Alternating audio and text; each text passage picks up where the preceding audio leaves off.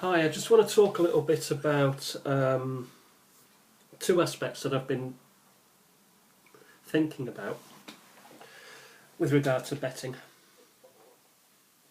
But before I do that, I want to just mention what seems to be working quite well for me at the minute with regards to the 0-0 at half time. So over one goal when it's 0-0 at half time. That has been working quite nicely over the last couple of weeks. Don't know if there's a trend going on or whether it's a time of year, I don't know. And the second thing is the last 10 minutes. So like on the 85th minute mark, these would be in play, of course.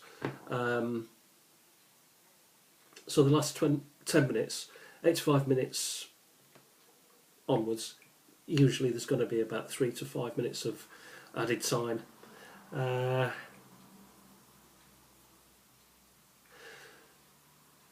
I've found that, I hate to say it in case it all goes pear-shaped, but if there's a lot of goals been going on in the game, I tend to avoid it.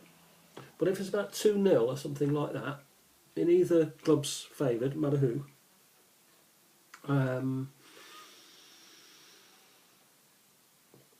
or if there's a tight score going on, you know, 1-1 or a 1-0, those seems to have been performing a little bit better.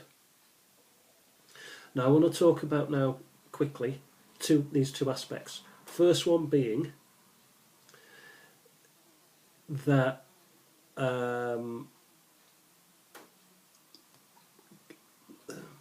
selecting a bet is not about picking teams or who is playing who. It is simply and solely and totally and only about value.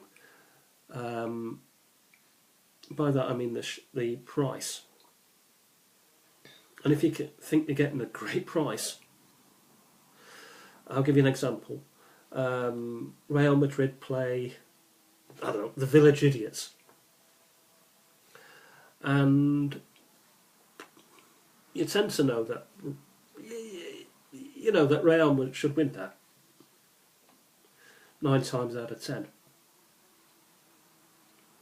So if you're getting 20-1 on the Village Idiots, you take it.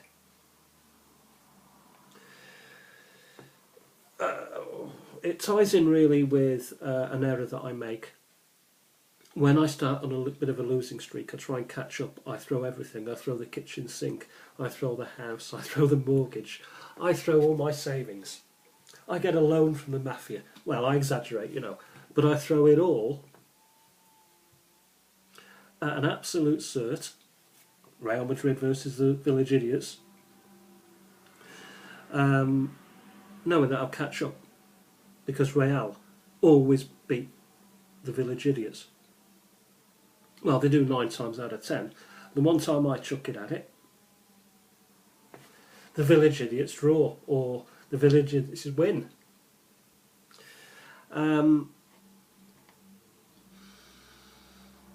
And maybe that's a bad example. Maybe a better example would be, Liverpool against someone mid-table. Watford, something like that. And you think, you know what, Watford has got a good price. You chase the value, or the odds on Liverpool winning are quite shorter than they should be. And you think, that is a good price, that I can get like, 1.5 on that? And they're on a good run. And so it's nothing about Liverpool, nothing to do with Watford, nothing to do with Real, nothing to do with village idiocy. It's simply about, can you get the value? Because you're going to have losses, and you're going to have a lot of losses, and you're going to have a lot of wins. And if you get the odds in your favour, working for you, if you are getting the odds that allow you to lose games and still make an overall profit, That's what you go for. That's what your research is, to try and find those best odds. Second thing I want to talk about is, where do you go and place your bet? Where do you put your money into? What is the system that you're using? Do you walk into a bookies? Do you have an app? Do you go online? Whatever it may be. I discovered recently that it is vital that we know inside out how that app works, how that website works, how the bookies and their bits of paper and everything, with all the odds on it and all the other things, work. So we can avoid throwing away percentages.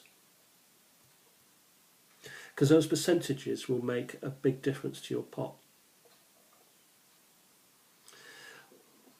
6 minutes, too long. Thanks for watching. Happy betting.